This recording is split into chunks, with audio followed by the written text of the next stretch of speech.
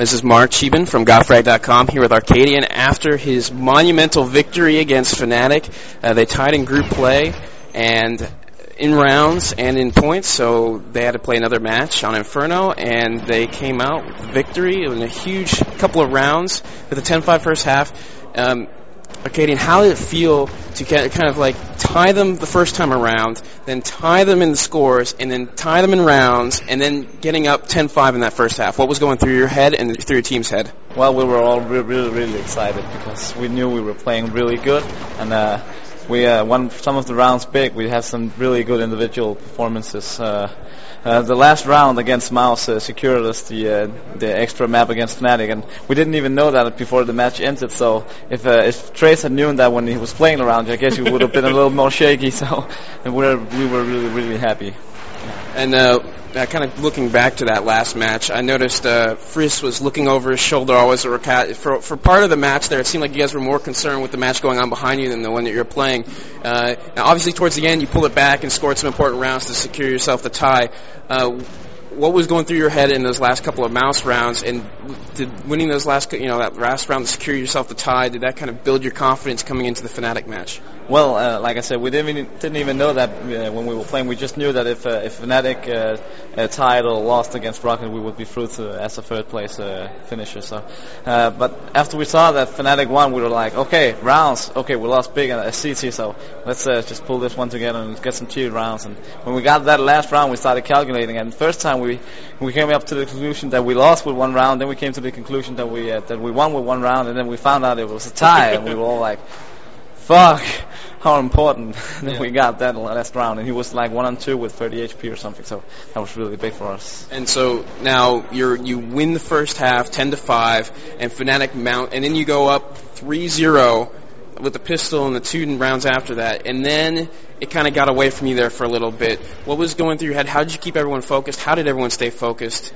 through those last couple of rounds? Well, we have been talking a little bit how Fnatic played CT on Inferno before the match, and it was like people were a little bit overexcited, so they seemed to forget the positions that Fnatic normally uses. So after calming them down, I took we have some notes about them, and I took them out and said, okay, come on guys, we need to prepare for this, and this. Then we started taking some T rounds as well, so that was pretty nice. And so now, kind of in the international scene, SoA is not taken maybe as seriously as some of the other teams in Denmark, like MTW, like the former Gravitas team, like the Wusai was, and you guys won your group in Extreme Masters. You've moved on to the pigtail to get into the Final Four. It's got to feel good. So is this a message for the people at home? Hey, we're here. SoA is back. We're big time, and pay attention to us, and we need some respect.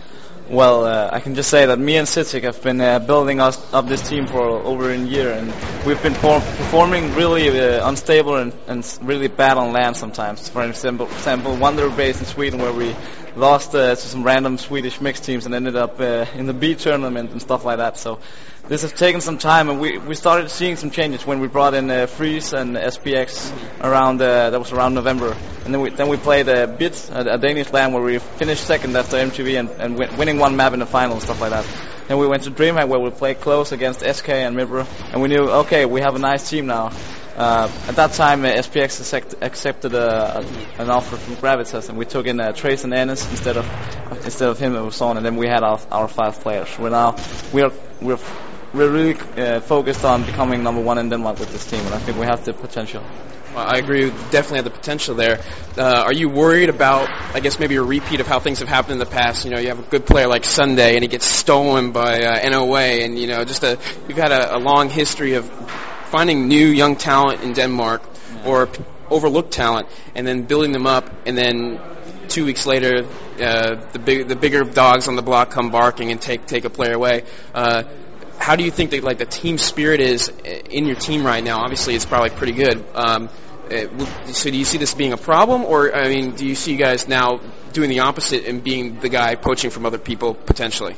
Well, Actually, I've received an offer from the NOA guys some months ago. Actually, when they brought in Sunday, and I said no because I know that SoA is the organization that I want to play for, and I think that all five of the guys, all the other four guys in the team have the same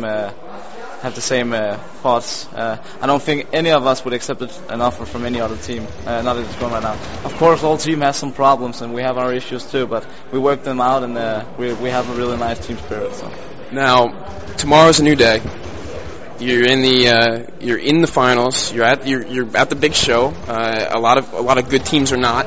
How are you guys going to reflect on this over the night, and then think moving towards your matches tomorrow? Are you going to do anything special to prepare? Are you going to go out and have a few beers to relax? What is your game plan getting ready for tomorrow? Well, I think we're gonna wait for the beers until we are out of the tournament. But I think we'll maybe go home, maybe watch some demos of attacks, try and prepare a little for the style of play. It's really good to be here. It's gonna be hell tomorrow at SoA. There's so much noise, so it's gonna be difficult for us to hear stuff. The info will be hard to receive. So I think we're gonna work a little bit on that. Maybe try and use it to our advantage. Make some random moves where we rush and hope that they can't hear us. So. That will be what we're going to prepare on. Is there one map in particular that you want to play attacks on, and who is your dream matchup for the rest of the tournament? If there's one team left in the tournament besides attacks because you're already playing them, if there's one other team in the tournament that you could play, which team would that be? Well, about attacks, we need to win 2 maps to proceed. So I don't think there's one we prefer, but I don't know. They're good on all maps. They're hard to play against. Moon is pretty aggressive player, and their style of play is aggressive too. I think maybe a map like Inferno, Nuke, Train, one of those 3 would be preferred. For the team that I would prefer to meet the most, that would be SK Gaming, because I think they've proved that they're the best team in the world, and that was the opinion I had before I went to this event. So. Well, and now you're not in SEC, but looking at how the field's shaken up, do you have anything to say about how MTW played? I mean, it was kind of embarrassing losing to the Greek team. As a fellow Dane, and they're representing your flag and your country, do you have anything to say about that?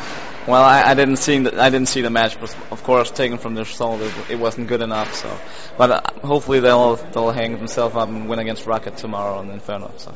It's a very political answer. Thank you. Congratulations. Is there anything you want to say to the fans out there before we go? I just want to say thanks for all the guys out there who's supporting us. I know for a fact that many people love the underdog, so I guess there are pretty much a lot of people out there who thinks it's nice that we're winning matches, and I think hopefully we'll be able to continue tomorrow and put on a nice show. So. You hear that? The underdogs are barking loud. We'll see you guys tomorrow with some more audio interviews from CBIT, SEC, and Extreme Masters.